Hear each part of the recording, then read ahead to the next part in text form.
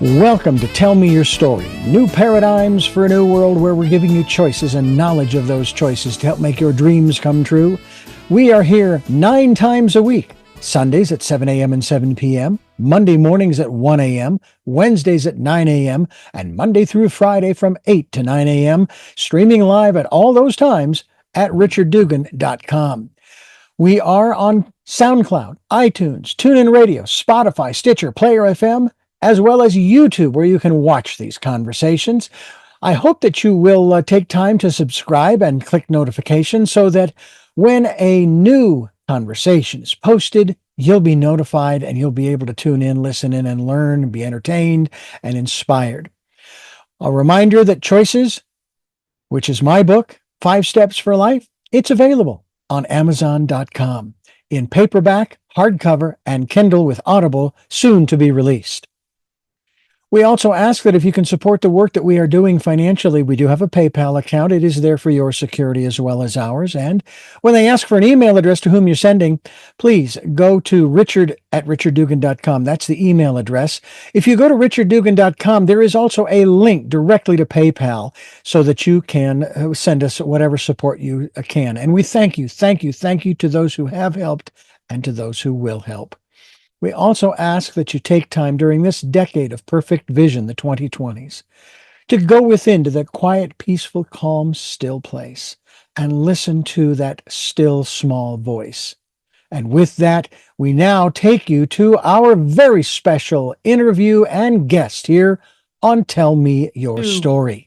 And welcome to Tell Me Your Story, New Paradigms for a New World. I got to tell you, I got a big smile on my face for those of you who are just listening as opposed to watching on YouTube, because my very special guest, Anton Grosz, PhD, he is a gentleman who has written a fascinating book. We're going to talk about this. It's the Handbook for a New Consciousness, the next step in human evolution. I got to tell you, man, I just have been looking forward to this. This is going to be a lot of fun. Anton, thank you so much for joining me. Well, thank you very much, Richard. I appreciate the invite. Glad to be here. The one thing that always comes to mind is I think it was Einstein's statement that you cannot, the way he put it, I think was, and I'm going to paraphrase to some degree, you cannot solve or deal with the challenges with the same consciousness that created them. Right. You cannot solve a problem with the same mind that created the problem. And what's fascinating is, and I'm going to step into this from a non-political but governmental perspective, that we have been putting people in positions that on city, state, and national levels, whose consciousness is basically the same as it's been for decades. And what's funny is it's new people that are in there today, but if you go back to the 1980s or the 70s, 60s, 50s, they have the same mindset that this is the way we always do things. It's like that story about grandma at Thanksgiving, and she cooks a ham, not a turkey.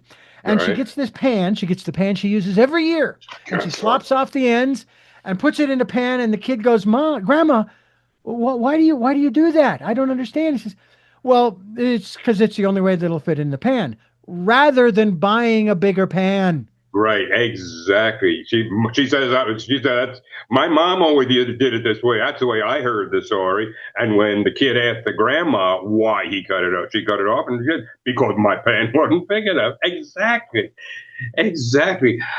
You know, it's interesting what you say. The people who you're talking about, mm-hmm. the people who represent what humanity is thinking of today, act that way, in my opinion, because they have a new God. And that God is money. Ah, yes. Okay. And think about this, how, there are no coincidences in the universe. There are synchronicities. Things go together. And I find it fascinating that Adam Smith, The Wealth of Nations, the very first book on economics, was written in 1776, the year the United States was founded. Do you think there might be some kind of connection on a larger universal scale that we may not understand? But there it is. Mm. People are looking out for themselves. They don't give a rat's whatever about other people. And this is what new consciousness is all about, Richard. When we recognize that we're all connected, then that's the new way of looking at things. We will stop hurting each other. We'll use our talents and skills for everybody's good, not just for our own. I just finished a wonderful conversation with Neil Donald Walsh and Mm-hmm. Steve Farrell. And they have this letter to humanity, and they're talking about the very thing that you're talking about right now. I'll forward you the links to that. But this is the. By the way, I do believe in not coincidence, but in coincidence. Incidents that happen together for a reason. I Right, believe in that. right. And I just had, and this is the first time in a long time this has happened. You've had deja vu moments, right? Yes, I've been here before, but I've never been here before, right? exactly. You and I have never met before, but I just had one of those as you were speaking. And when I get them, I have interpreted them as the universe telling me you're on the right path. Just keep moving forward. Don't worry about a thing. Life is good and all of those good things. I want to talk about your book, of course, obviously. That's why we're here to talk about your book having to do with the handbook for a new consciousness. And obviously, we're going to go into that proverbial question about what is consciousness.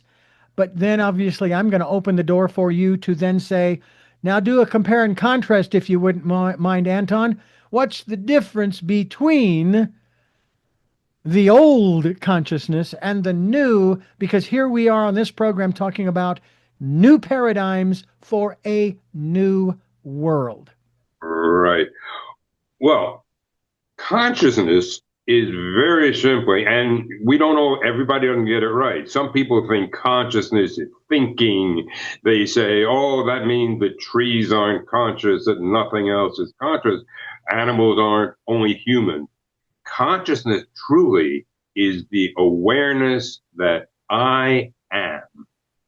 When we say, if I ask you or anyone else, tell me about yourself, the first thing you'll say is, well, I am, and then you'll add those things that make you unique. Male, female, old, young, black, white, rich, poor, blah, blah, blah, whatever they happen to be. When you say I am, that's fact. Mm. You exist. I exist. Everyone who's listening to you right now, watching you right now, exists. The adjectives that we put on afterwards make us unique. And of course, they're important. How boring it would be if we were all the same. Good Lord. But on the inside, when you go deeper, when you go inside your body, which is constantly changing, inside your thoughts, which are constantly changing, your emotions, which change, what's the one thing that does not change? The feeling of existing. I am. And that we are discovering is the oneness that fills the universe. Spirituality, religion calls it God. Quantum physics is now accepting a oneness filling the universe. They're calling it dark energy. Who cares what you call it? If there is that oneness, it is there. And that awareness of being is the reality. Now, what I am calling new consciousness is not new in any way, shape, or form. I certainly didn't invent it. I'm not saying anything that hasn't been said many times before by indigenous people from around the world, by Buddhists, by Hindus, by Christian, Jesus, John 14:6, when he says, I am the way, which, by the way, could have also been interpreted, I am, or translated, I am is the way. He didn't speak English, you know. He spoke Mm-hmm. Aramaic, and it could have been translated, I am is the way. Or Luke 17:21, where he says, the kingdom of God is within you. This is the whole point, that the universality is within us. It's not out there. And every time old time science went out looking for it out there at the end of the universe, they were looking in the wrong direction to find the oneness that connects us all.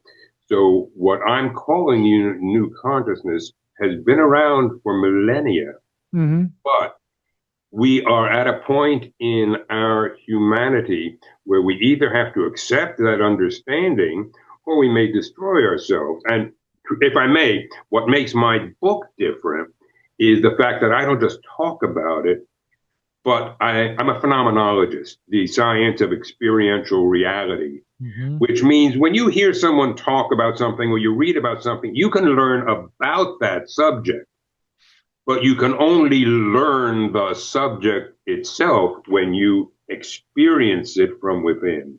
Mm. And so I have games and puzzles and exercises to allow the reader, the individual, to understand it, not just to read about it or hear me talk about it, but to experience it for themselves. And that's where we've got to go. We are not separate leaves. We are one tree. And that's what we have to learn. My personal observation in my search that I've been on since I was 17, actively been on. Wow. I worked for 15 years in the 80s and early 90s for a Christian radio station during the height of televangelism. And I will Mm-hmm. tell you, it was the best education I was ever paid for. And in addition to learning about broadcasting, I did some questioning of many of the people that would come into the station, whether they were I'll call them the laity, or the ministers and pastors. Mm-hmm. And there was a passage in particular that came up in my mind as you were sharing, especially when you made reference to the I am, that I wondered about. And it had to do more with this whole concept, the self concept, who I am. And yes, part of it is my self-esteem and so on and so forth, and how I think of myself. And the passage in the New Testament from Jesus, and this is obviously having been translated a number of Sure. times, was the passage that said, be perfect, even as your Father in heaven is perfect.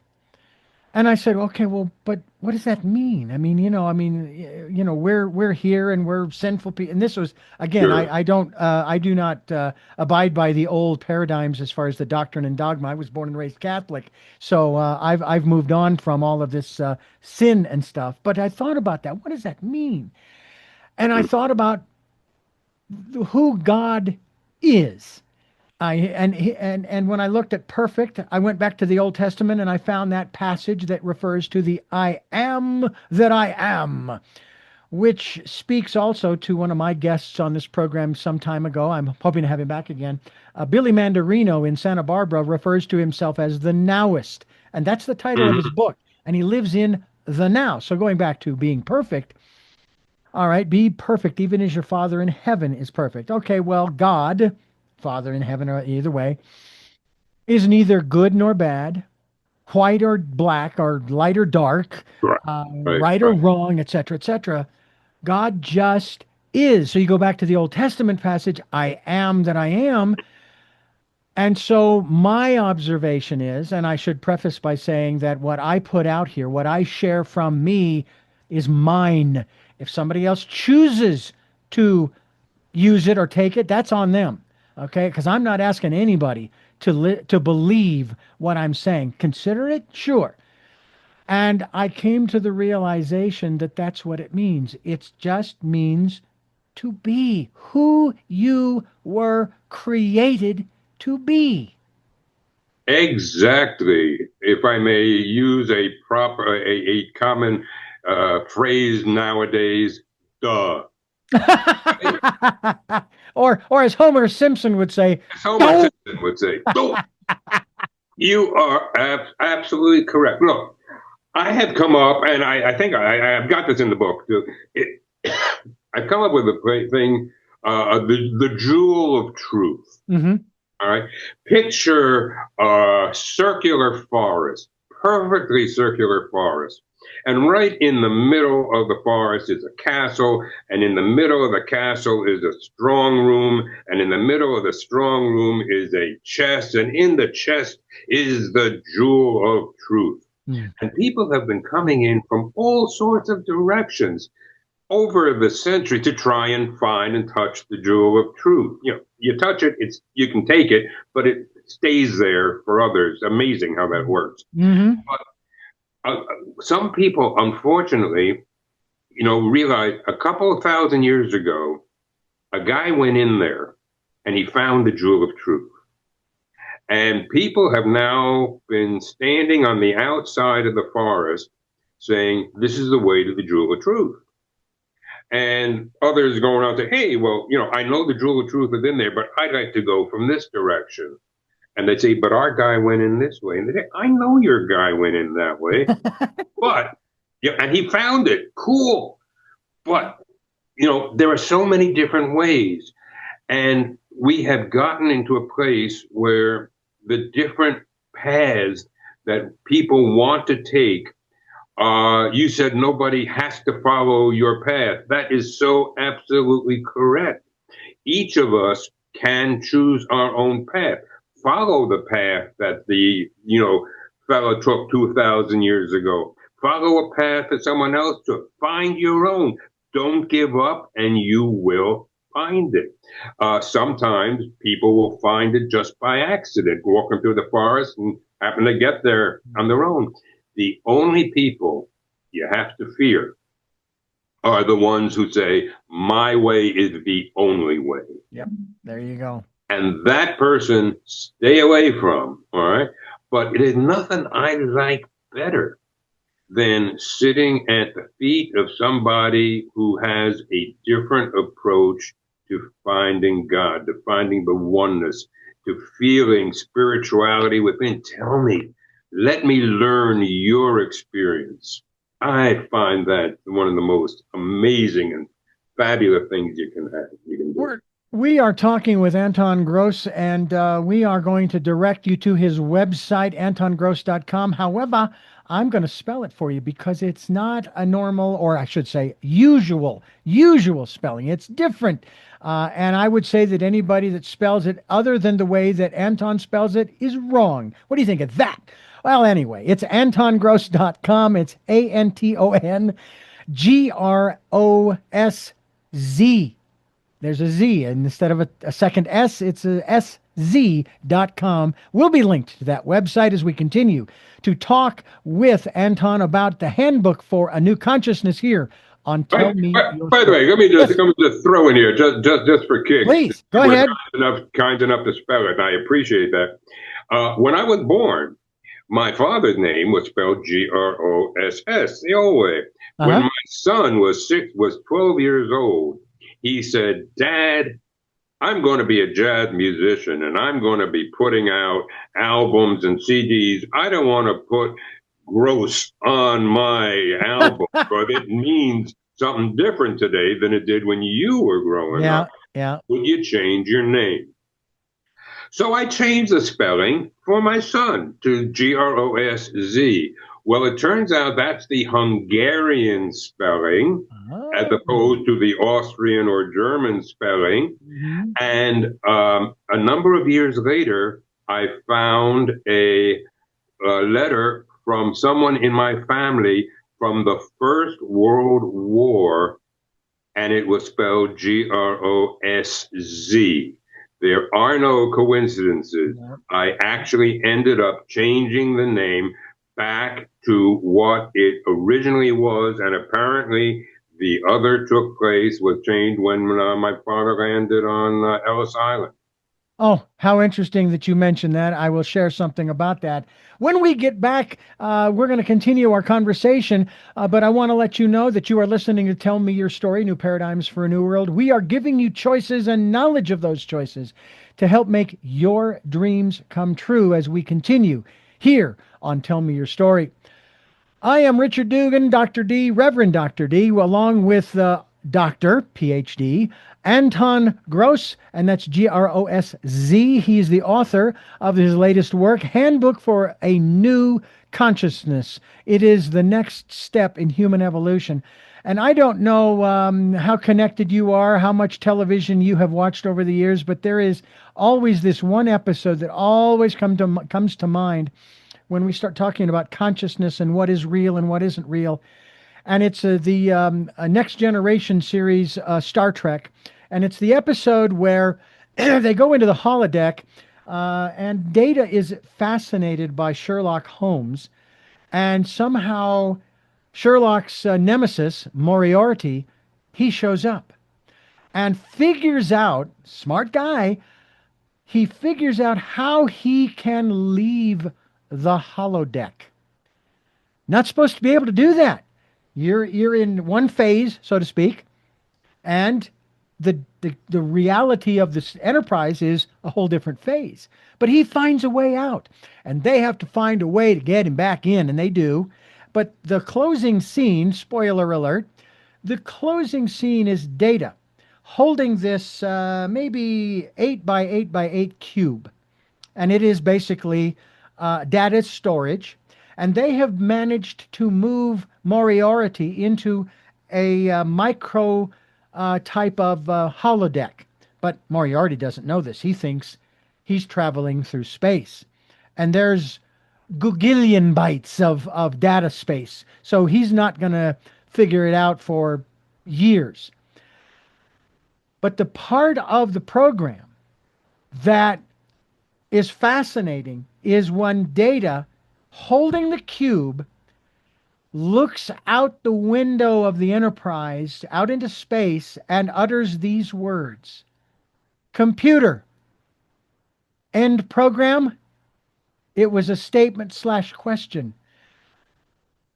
So when we start talking about consciousness, we do have to talk about the reality of what is, not what was or what will be, but what is.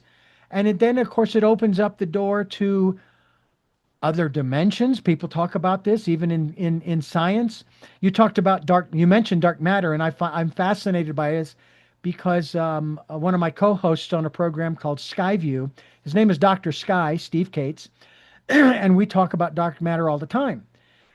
And one of the things that always comes up is that they cannot prove the existence of dark matter except through mathematical equations.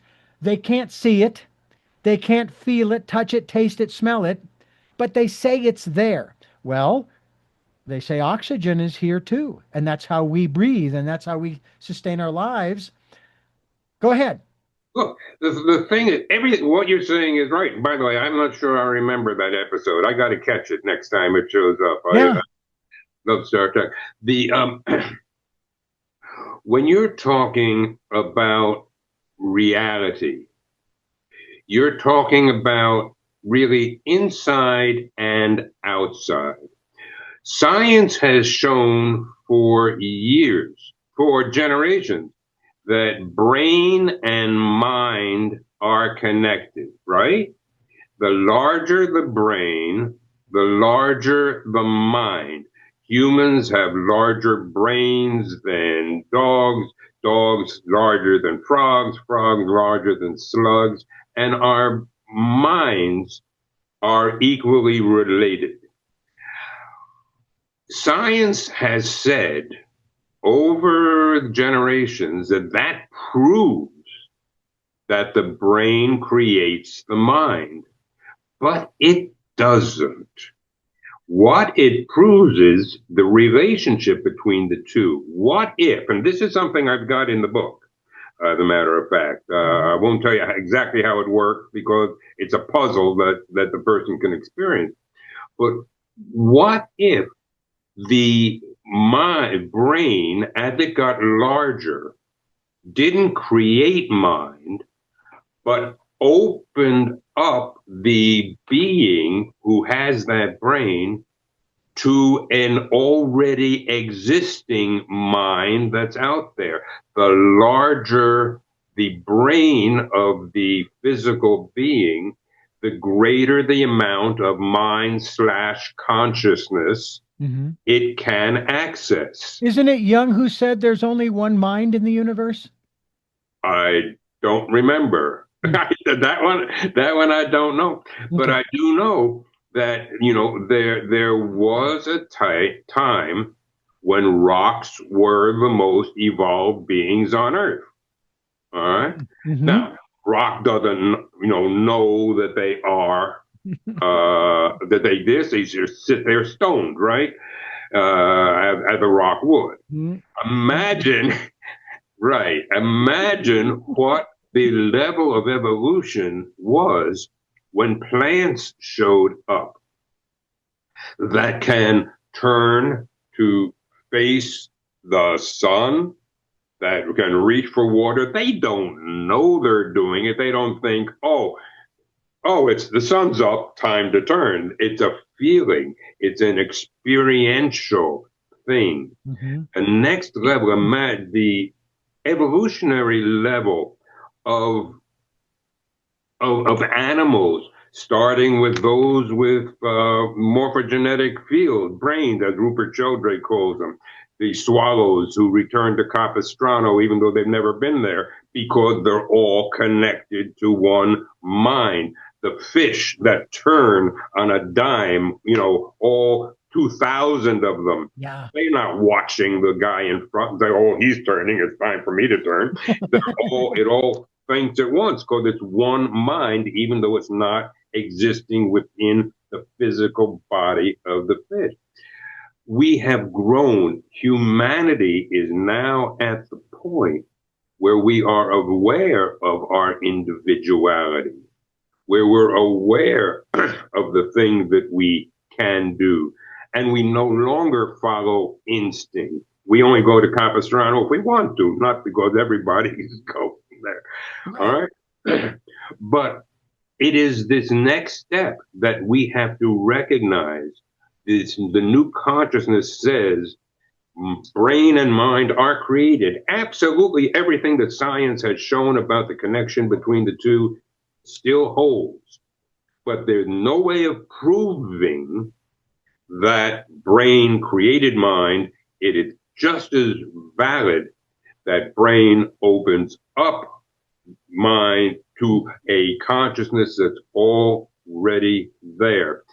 And that awareness, while nothing changes on the outside, the way we look at it will change how we react, how we act, the same way it did back in the middle 1400s when if you and I were outside looking up at the stars, there was no question that Earth was in the center of the universe. You could see it, right?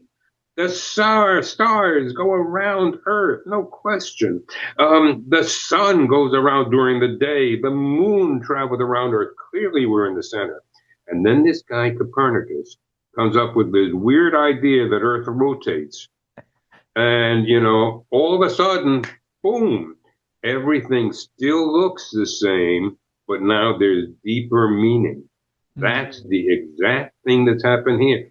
There's an old Sufi saying, I don't know who it was who discovered water, but it certainly wasn't a fish.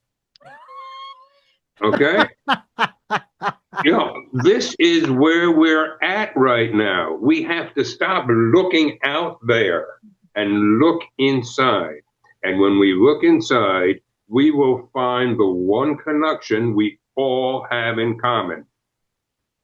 I am. And whether you're a human, a plant, an animal, or a rock, or planet Earth, I am is there. Yep. And oh my God, we have to accept the living abilities of the planet. I can't think of any other species that's destroying the very planet on which we live. You No, know, you know, folks, this conversation is not over, not by a long shot, and we've got more to discuss when it comes to consciousness.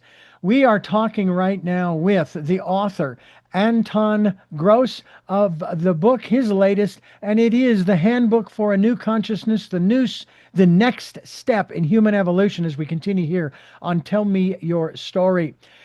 You know, Anton Grosz, my guest here on the program, Mr. PhD, Mr. Phenomenalist. I like that. I love that term. I like that a whole lot. thank Um, you.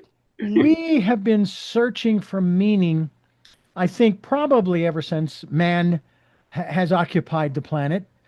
Um, what I find so interesting is how, and I'm not saying that Copernicus was wrong, but I have to wonder if maybe Copernicus sent us down a sort of a rabbit hole of sorts intellectually, because now, instead of believing that we are the center of the universe, which gives us our importance, now we're not quite as important because we're not in the center of the universe. The god or gods have not created all of this just for us. Because I'm a firm believer that there is other intelligent life in the universe. Oh, sure. I even question the the statement that we are at the top of the intellectual pole, if you will, on this planet. I Yeah, even don't talk question. to whales. Don't talk to whales and dolphins about that. By the That's way, right. I would say they are smarter than we are, because they didn't get out of the swamp and try to walk on land and exactly. and start to do things. The other part of it too is man is the only species. Nobody can show me this, but man is the only species on the planet that cannot live in all of the different environs without some kind of protective structure to live in, and I think maybe clothing is more along the lines of the whole shame thing. You Mm. don't see any other animals, any other species on the planet um, that live outside of an ecosystem that doesn't support them. But man chooses to move everywhere, and there are some ecosystems that do not support life as we know it. So we have to then invent it, we have to create it, and so forth. Well, I think this. I think you've hit on a real key point here, and that is as species have evolved, Hmm. more and more they begin to become aware of who they are and their individuality. Think, for example, I mean, it's a really simple one, but you be for a moment the little animal, the little rodent or whatever you want to call it, who's running down from the burrow he lives in down to the water. And he goes this way every day to drink some water, Hmm. and so forth. Imagine that moment when he stops partway down and says, "Oh my God, I don't have to." I mean, he didn't say these words, obviously, but he's thinking, I don't have to go this way. Yeah. I could turn here and go that way down to the water. Hmm. You don't have to follow instinct. Humanity has taken that up and up more and more to the point where we recognize our individuality, but we think that when we say I am, that we are this physical body. If I ask you, I said, where's inside you? When you say I am, what's inside? What's inside you? You probably point, and everybody would, to the edge of your skin, right? I'm inside, I'm inside this body. Everything else is out there, Yeah, this is what is, they use for airline tickets. This is what you use for taking numbers in a bakery, the separate physical body. But when you think about it, the only thing that has stayed the same ever since you were a kid is the very feeling of existing. Look at yourself in the mirror. You're not a bad looking guy, Richard, Well, thank you. but You're a lot older than you were when you were a teenager and you looked in the mirror and you said, I am rich. You still use the same name, Yeah. but the thoughts in your head were different. The experiences of your life, Lord knows you didn't have a beard, at that time. And if it did, it wasn't that color. You know? And I know that personally, by the way. Well, So the only thing that has stayed the same mhm. is the feeling of being. I am. And that's exactly the same. So everything else is changeable. And yet we still say, that's who I am. Yeah. No, that's what I've got. Yeah. That's what I'm working with. That's what I have.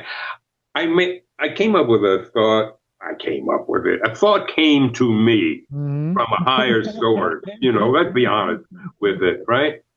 Um, what if, as a tiny little infant, you were on a plane flying over Australia and the plane crashed and everybody died except you? The native people, the indigenous people, Maori of Australia, they would have heard the plane going over.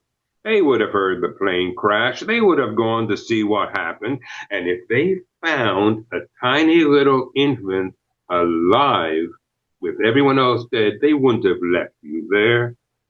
They would have taken you in and made you a part of them to take care of you and help you grow, right? Mhm. Well, look at where you would be today. Your language would be different. The Mhm. clothes you wear would be different. The food you ate would be different. You may not be able to drive a car, but you could probably run faster and longer than you do now. Yep. All right. And would that be right or wrong? No, it would be who you are. It would be perfect for that situation, to go back to what you said before. Yeah. And in that case, just as now, if you looked at yourself in the mirror, you'd say, I am, and everything else about you would be different. Mm. Not right, not wrong, just where it is now. That's what we have to do. And we've got to use our talents and skills as humans for the good of all. May I give you another bit? I will have you do that, but I first want to Want to mention take a that break? well, no, not a break. I want to mention to you that that episode from Star Trek Next Generation, it's twofold, and you don't have to watch the first one to watch the second. The first one is Elementary, Dear Data, and then it goes into the episode that I described called Ship in a Bottle, which makes perfect sense. Ship in a bottle, and then of course the program that leads into it is of course elementary dear data. The other thing I wanted to mention too, you talk about things that just are. You have very succinctly debunked this whole concept of duality because I have come up with this concept where, or analogy, I should say, because I struggled with it for a long time. Now, that's not to say that I have perfected it within myself to where I don't get caught up in it, but I'm working on it. And it's this: we have what is called the microcosmic and macrocosmic worlds. The macrocosmic world, we're looking, let's just say, through the Hubble telescope or the James Webb telescope, and we're looking at the universe and we see all these galaxies. But we also see the movement and what we would maybe define as chaos, when in fact it's not chaos, it's just the way the universe is. Now, get yourself an electron microscope, all right? Because it allows you to see living tissue in the microcosmic world, and you see virtually the same thing going on. As above, so below. However, now I haven't come up with a better term, but where we live, it's called the mid crow world. All right. I'm looking for another name, but in the meantime, so we've looked at the macro and the micro. Ooh, it's like watching fireworks. No judgment, just we're in awe. It's incredible. Wow, this is wild. But when we get here, there is judgment left and right. My wife and I just went through 6 months as of June of this year, where we received the eviction notice and we had to be out in 3 months. And we weren't out until October 12th. And we had to go through the process of looking for a place, nearly got scammed. I mean, I could go down all of the laundry list of things that we had to deal with and say, oh my God, this is awful. But you know what pops up is the Chinese proverb about the farmer and his neighbor and the farmer's son. And you're smiling like you know this particular proverb, where the neighbor comes over and says, hey, how are things going? And of course, the farmer says, well, and he tells the little story, and it wasn't the best of stories in that respect. And the neighbor says, oh, well, that's too bad. To which the farmer responds, well, who's to say whether it's good or bad? Next day comes over, tells a new story when the neighbor asks about the events that happened. And it's actually what we would perceive as a good tale. Oh, well, that's good, says the neighbor, to which the farmer responds the same. Who's to say whether that's good or bad? And of course, this goes on and on and on, back and forth, back and forth. And that's where one of my guests, her name is actually Zen. That's her name. And she said, when you are in situations, whatever they are, if you perceive them good or bad, and you say this out loud to yourself, this could be the best thing that could have ever happened to me. Our consciousness, is that where we're going with the new consciousness? This is so right on. We are the connector between micro and macro. I am. Think about it. There is no work of art from Van Gogh to some, guy scribbling on walls with down in the city, on a wall. You mean me? Yeah, well, okay, I didn't want to go there, but you're free. You're free to do that.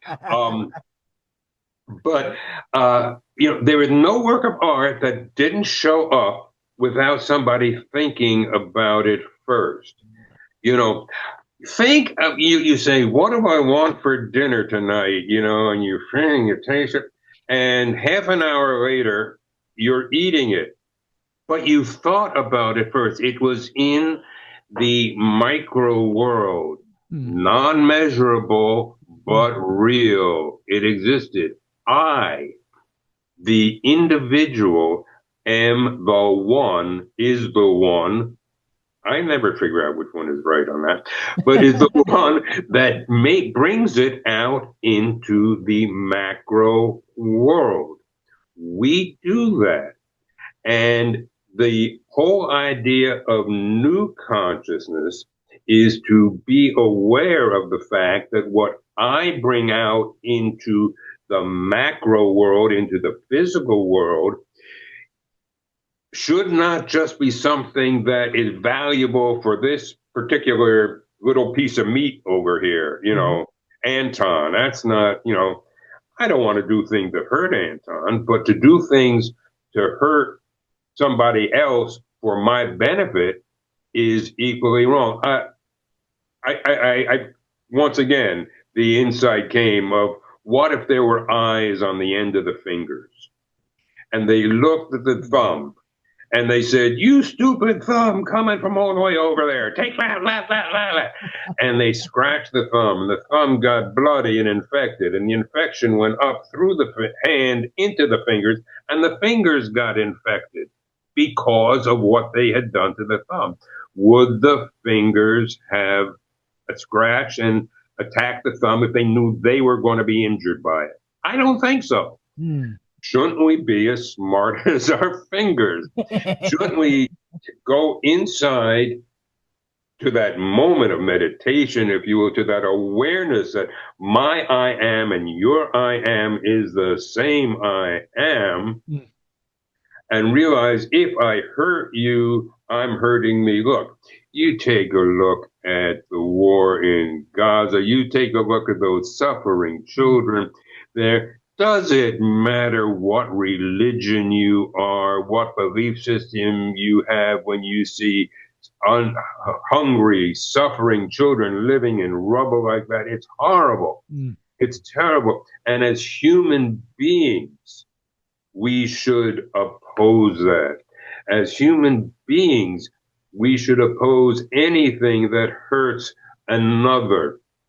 When you think of so many people who do things for their own benefit, for me, and screw you, it is so sad. And that's what we have to change if we want to survive as a species. And you know what? 10 years ago, a little over 10 years ago, I remember the date, June 15th, 2015. I saw this man come down an escalator and stand in front of a bunch of microphones and start spewing this venom, all right, this negativity. I'll leave it at that. And I said from that day forward that this individual, no individual, I'll make it more general, that no individual can continue to spew out that kind of energy, because that's what it is. That's what's going on here, and not suffer the consequences. And I'm not even speaking here of karma. There is scientific and medical proof that when an individual lives in a state of negativity, however that comes out of them, they eventually harm the physical and or the mental and or the emotional bodies that we live in. Oh, And we are seeing today the results of that. And I am not picking on this person because we know who we're talking about. I am my heart goes out. I have compassion for this individual because they have a right to be here just like me. I may not like what they're doing, okay, exactly. but it's sad that they don't see what they're doing to themselves. So, look, I have just finished reading a book by June Burke, someone I knew personally many years ago. Mhm. She was a channel for the Seraph Julian, Oh, and it was a beautiful book called Self Discovery and Manifestation, and it talks about in which this being, non-physical being who spoke through her. Uh, Speaks of something that I've been aware of for my almost my entire life, I would say, namely, what you vision is what you will get. What is what comes. If you vision something and you say, and she says in this book, what is it you want? Vision it. Vision it as successfully here. Put a light around it and put it behind your third eye. And vision it as having manifested. This is how things occur. If you want to get to the top of the mountain, you can't think I ain't going to make it. You've got to vision yourself at the top of the mountain. yeah. And this is something that I've known. If I've been given any gift, Richard, my gift is the ability to see the best way to go from here. Mm. It's an absolute blessing that things don't always work out. You may be driving and there's a detour. Well, now what do I do? You may want to, you be living in a place and you may get an eviction notice and say, well, now what do I do? Well, guess what? You're in a nice place now, aren't you? Oh, yeah. You might not have been there if you hadn't gotten the eviction notice. Son of a gun. Yeah. The way it works is incredible. But anyone, we are the ones who create our reality. And here's another really interesting point. I had a near-death experience through the tunnel into the light. Fabulous, which is what got me into this whole thing in the first place. I grew up in an atheist family. I didn't believe any of this stuff. And when I had my near-death experience, I suddenly realized that there was this other reality out there. And that's what made it, what changed my life in an absolute instant. And to be perfectly honest with you, I forget where the direction was I was about to head with this particular story and why I brought it up. So we'll have to Well, go back. I tell you what, let's pause here to remind the listeners and viewers you are listening to and watching Tell Me Your Story, New Paradigms for a New World. We're talking with Anton Grosz. AntonGrosz.com is the website we will be linked to.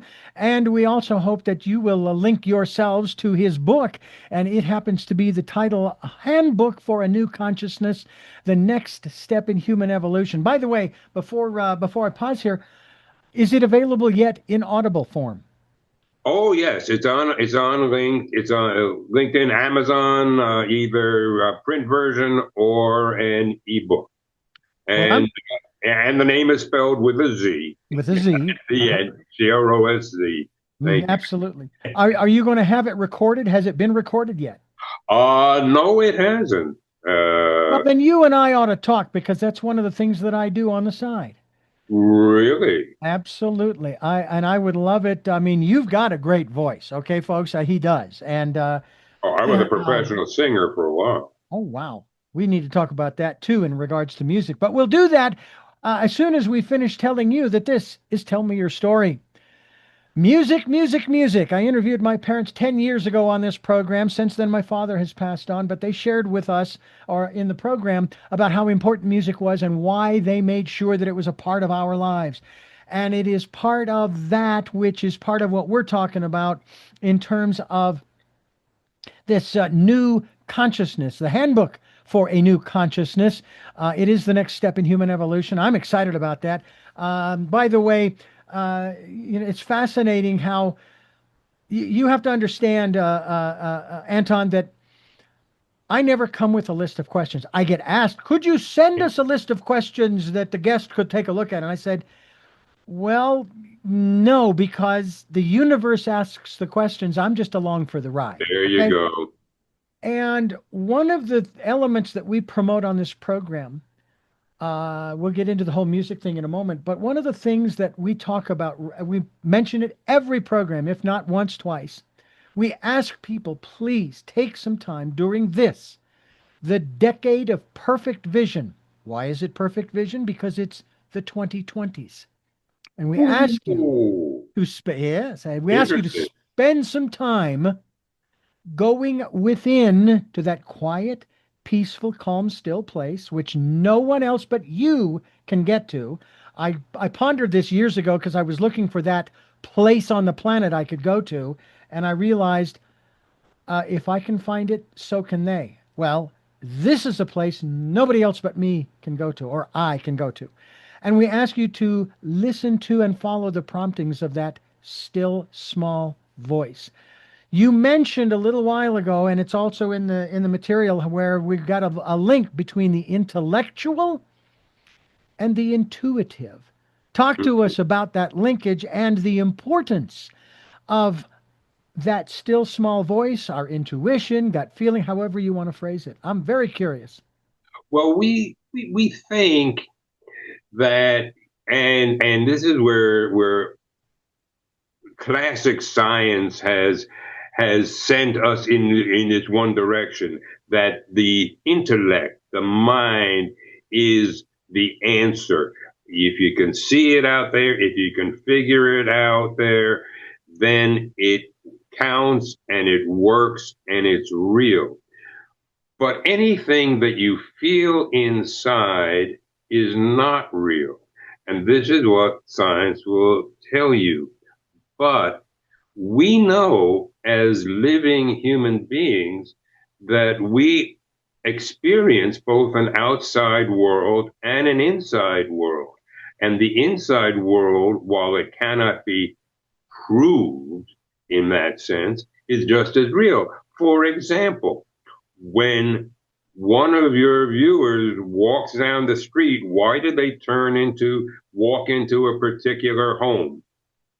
Because that home looks the same to anybody who walks past, but it means something to them. That's where they live. That's where I am. That's where, these are the people in my family. These are the things that have happened in my life that are real to me. If you and I, Richard, are sitting across from each other in a diner having breakfast together, and one of us says, and I say, oh, this coffee is weak. Maybe you'll say that coffee is strong. Which one of us is right? Neither. We're both right. I should say neither. Actually, which is wrong? Neither. We are both correct because for us, for our own particular experience, this is the truth. And it doesn't have to be true for anyone else. And that is intuitive. That is the inner feeling. That's that sudden knowing, that aha moment when something, you take op art, this modern op art, where you see a picture and someone says, there's a picture in there. And you say, where? I can't see anything. And you look at it and you look at it and suddenly, boom, there it is. Aha! I now see it. It was there all along, wasn't it? Excited, but it was only when you experience it from the inside, the term phenomenology, science of experiential reality, when you know that, then it is real for you. And the funny thing is, once you see that picture in the op art, you can always see it again because now you know how to look. And this is what humanity is going to have to do. No other species is putting plastic into the oceans. No other species is putting gases up into the breathable atmosphere. We are the ones who are doing it. And if we don't recognize that we're doing it, we can destroy ourselves and the very planet on which we live. But it's our awareness of the life of other beings, that, including the planet, that we must do.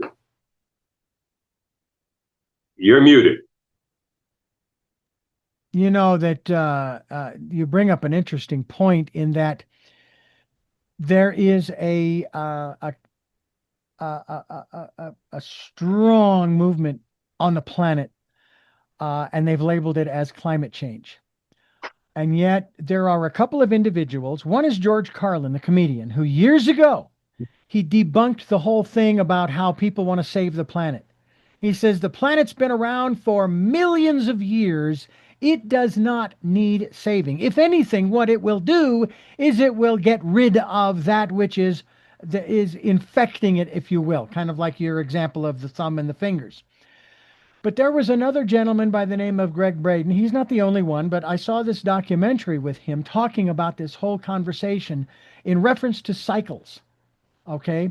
These cyclical events down through the millennia of human history, as well as planetary history, where the planet actually has been a lot hotter.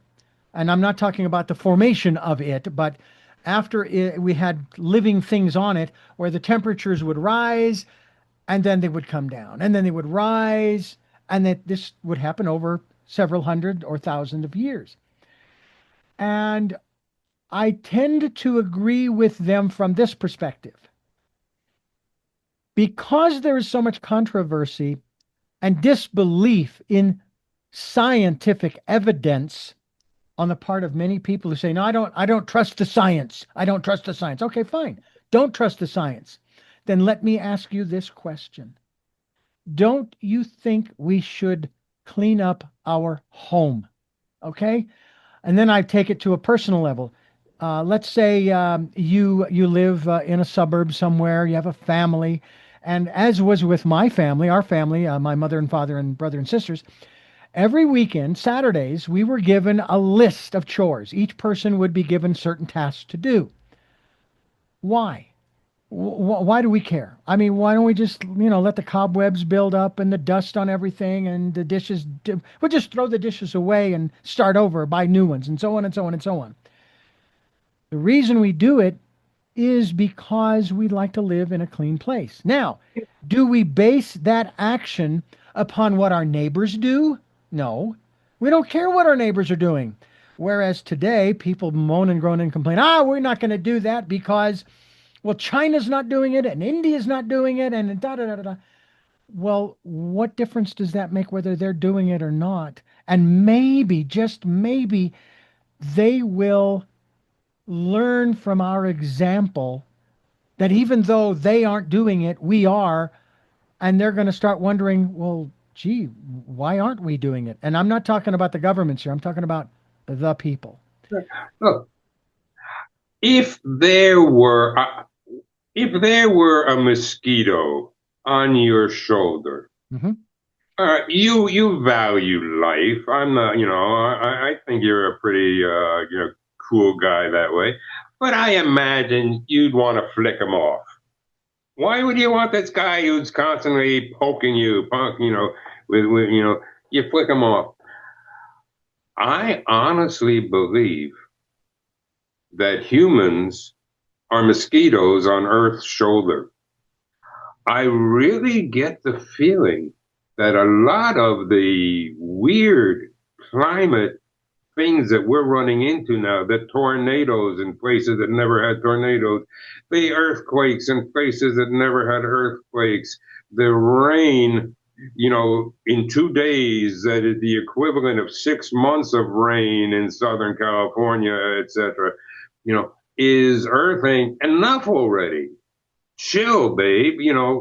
How about a little respect over here? Do you realize, I mean, and this, another thought that came to me, earthquakes. There are earthquakes now in areas that never had earthquakes before in the center of the country. Guess what? You know what they're doing in those places? Fracking. They're taking oil out of the ground. Now, wait a minute. Do you think it's possible that the oil was in the ground to allow the tectonic plates to move and shift gently and smoothly, just like we put oil into an engine so that the wheels and cogs move cleanly and smoothly? And if you take the oil out of your engine, you got a mess. Well, we're doing that to Earth. And it's really incredible what we are doing without realizing the problems that we're causing.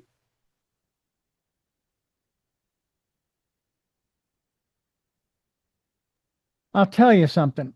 I think it's fascinating when we lived on a hill. Well, we live on a hill now up here in the mountains in Twin Peaks. But when we were living in Santa Barbara on a hill, and using what you're talking about as an example as well, I would consider the possibility, what if I lived below me? And what if the guy at the top of the hill decided that they were going to do an oil change Mm-hmm. and just let the oil come out of the oil pan and onto the ground and down the hill towards me living at the Mm-hmm. bottom? So I wouldn't do that. If I'm living at the top of the hill, Sure. I'm not going to do that. And it fascinates me to no end that people have lost what seems to be, and correct me, I may be using the wrong words here, that seems as though they have lost the cognitive ability to process the cause and effect. Right. Because what's going to happen is a couple of things. Number one, I'm not going to be real happy living at the bottom of the hill if you're going to continue to do oil changes at the top of the hill and just let it spew out. Right. Okay. Number two, you are creating a fire hazard because that oil could catch fire. And if there a wildfire rolls through the mountainous areas, you now have fuel that is going to cause that fire to continue on longer than it should have. Number one. Mm-hmm. So those are the kinds of things that I find so fascinating that are missing in our society today, We're missing thinking about Yeah. what our actions have in effect on other people. Yep. It comes back to us. What you give is what you get. Yeah. Maybe not at this particular moment in time, but it will happen. I can't imagine, this guy who could give $1 billion to every state in the United States for education, feeding the hungry, et cetera, and still be a multi hundreds of billionaire. Mm-hmm. Mm-hmm. But he doesn't do it. You know, and what do you need so much more? What's the value? I'm the biggest. I'm the most. The key is, what can I do to help you? What can we do to work together to Yeah. make it good for all of us? We're all creations of the Creator. Mm. Some of us aren't, are, and some of you are not. No, not true at all. There's one Creator. We experience it at our core. I am pure consciousness. We're all different, but uh, you know, we are not separate leaves. We are one tree, Yeah. and we have to recognize that and not attack others, not do things just for our own good, because it's the good of all that really makes things work. Well, what I'm about to say says way too much about how I've watched too much television over the years, but nonetheless, these programs have made an impression on me. There was one with Kiefer Sutherland, and he had this young boy. The mother had passed, and he is now, I don't know whether he's the father or whether he's now the custodian, if you will, of this young boy with curly hair. And this program takes about an hour. And in the first 15 to 20 minutes, they lay out, like, let's just say, four separate little stories, not necessarily connected with the little boy. I think one of the stories is, but then there are three others. The rest of the 45 minutes of the program spends the time weaving each one of those stories into the others, showing what we've been talking about, that connectedness. I loved that show. I've got to find it. I'm going to find it. I'll just log in. Hey, what television show? Kiefer Sutherland, et cetera, et cetera. And there are so many others, including the one with the guy who was in Titanic, and for some reason I'm forgetting his name.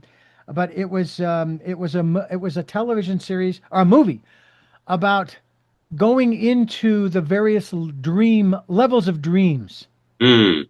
and it was like, wow, that was so cool. I mean, there's so many creative ideas. One of my favorites, though, I remember the name of the movie. It's called Upside Down. Two planets are like this close together, so close that they actually have a conveyance to go from the surface of one to the other.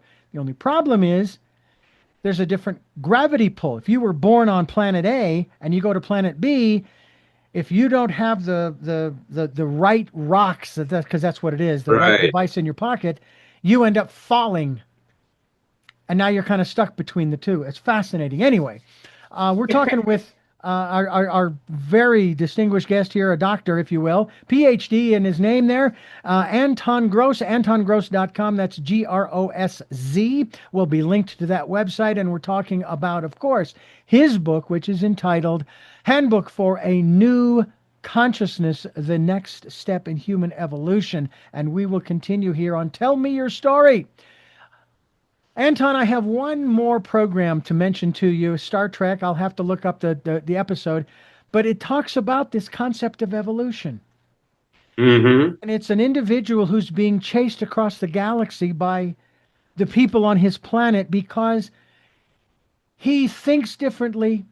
He doesn't understand what's happening to him. His body is transforming in certain ways and so forth that aren't quite visible, but they are aware. But the Right. powers that be do not want him to disseminate whatever it is that he has to the general population because they consider him a disruptive influence. And eventually they catch up to him because he's aboard the Enterprise. And then all of a sudden, he starts to, shall we say, quake, almost in a manner of speaking, an upright epileptic fit of sorts. Yeah. And his body changes, still bipedal, into a glowing form of energy. And Hmm. now he's able to literally pass right through the walls of the ship and go wherever he wants to go. And I watched that with fascination because I wonder, is that where we're headed? Because they got these insights from somewhere. I mean, these guys, the writers, they put all of this stuff together. So where did they get that? But I have to wonder about what, not necessarily what we will look like, but who we will become with this new consciousness that you are talking about. Well, I don't know who we will become. As far as this little piece of meat called Anton Grosz, as far as I know, I'm still visualizing something that looks like humans. We Hmm. will still look the same. Dr. Seuss might call it on beyond human, but we still look the same. We just think differently. But you bring up a really interesting point that has been on my mind recently, and that's the direction for that we're going with AI. Think about this for a minute, Richard. Who is to say that mind can only exist inside a physical reality that's made out of flesh and blood and sinew and bone? Who is to say that mind cannot exist inside metal and silicon and whatever the hell they're using, to make this? Think of it, if nothing else, there will come a time, umpteen thousand years from now, when the sun is, getting warmer and becoming the red giant, Hmm. and Earth's temperature is going to go even hotter, than Palm Springs, California is now. You know, and and humans will not survive.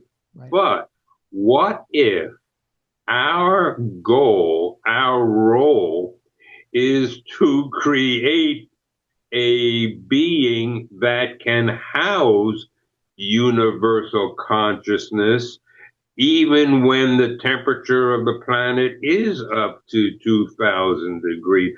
I don't know this. I can't, that's well beyond my book, well beyond my mental capacity in this particular time around. Right. You know, so I can't answer your question, but there's no question that humanity has not reached the end of the line, Yeah. hopefully. Yeah. And my other thought is that if we screw it up, if we drop bombs on each other, if we destroy. Do you realize, by the way, just something when you talk about the creation, Hmm.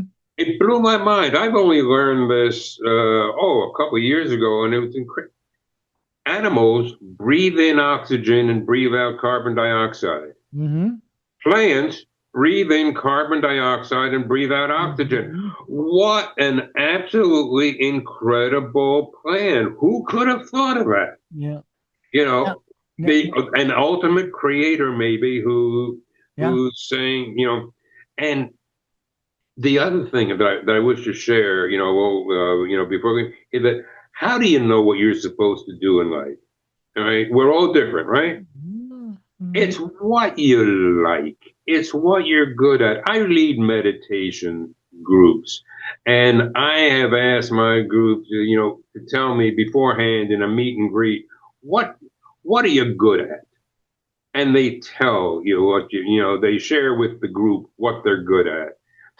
And I said to them, if I asked you, what do you like to do? There's a very good chance it would have been the very same thing that you're good at. We enjoy the things we love, the things we like. That's the key to life. My three rules of life, Richard. Rule one, be happy. Rule two, be kind. Rule three, that's it. All right?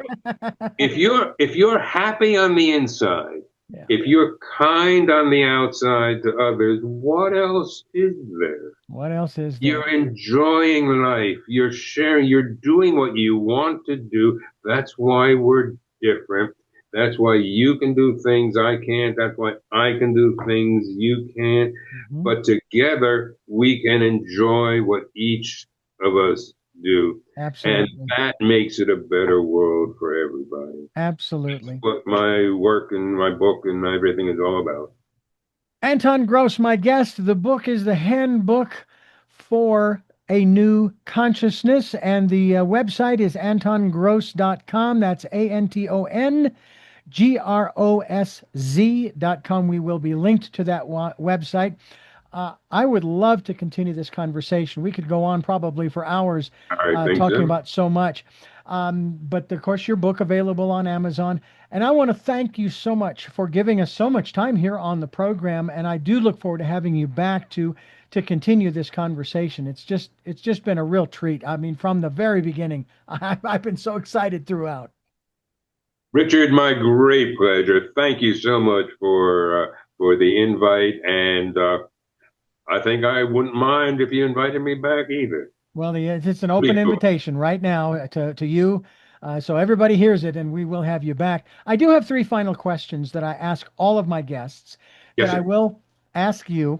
But first, I want to thank you for listening to and watching Tell Me Your Story, New Paradigms for a New World, where we are giving you choices and knowledge of those choices to help make your dreams come true. Sundays at 7 a.m. and 7 p.m., Monday mornings at 1 a.m., Wednesdays at 9 a.m., and Monday through Friday from 8 to 9 a.m., streaming live at all those times at richarddugan.com. We are on SoundCloud, iTunes, TuneIn Radio, Spotify, Stitcher, Player FM, Blueberry, iHeartRadio, Amazon Music. We're also on YouTube where you can watch these conversations. Please subscribe and click notification. We also ask that if you can go to Amazon and get a copy of my book, which is Choices, 5 Steps for Life, and it's available in hardcover, paperback, and Kindle. And we also hope that you can help us out financially. We have a tip jar. It is called PayPal. And on the homepage of richarddugan.com, there's a link to Amazon for the book and a link to PayPal for the tip jar. And we thank you, thank you, thank you for those who have helped and to those who will help. And I'm going to repeat it. I hope that you will take some time during this, the decade of perfect vision, the 2020s, to spend some time going within to that quiet, peaceful, calm, still place, listening to that still small voice. And as one of my guests once said, you don't have to do more than 60 seconds. And then when you do 60, maybe it'll go to 90 seconds and 2 minutes and so forth. But hey, start with a minute. It'll be great, I guarantee you. With all that being said, we now go to our final three questions for our very special guest. The first of those is, who is Anton Grosz? With a Z. Uh, I am. What gets you up in the morning? Hmm. What goes? Oh my goodness. It's hard to say. I'll tell you one thing. I get up when I want to. It is so nice being 85 years old. I wouldn't have believed it. But boy, I don't have to get up. When I don't want to, I can stay in bed if I want to. I don't have to do anything I don't want to do. I can read books without having to write a book report. I I can eat dessert without having eaten dinner. Yeah. I am free. Well, assuming my wife doesn't object, I can do anything I want to do. So what gets me up in the morning? Just the joy of looking forward to another day. Wonderful. And finally, what was your best day? Oh. every day is my best day. There have been individual things that have been cool from, my earliest days playing Brahms Hungarian Dance Number 5 on a violin solo when I was 6 years old at my teacher's student recital. From there to just the day I met the woman I've been married to for 62 years, Wow. to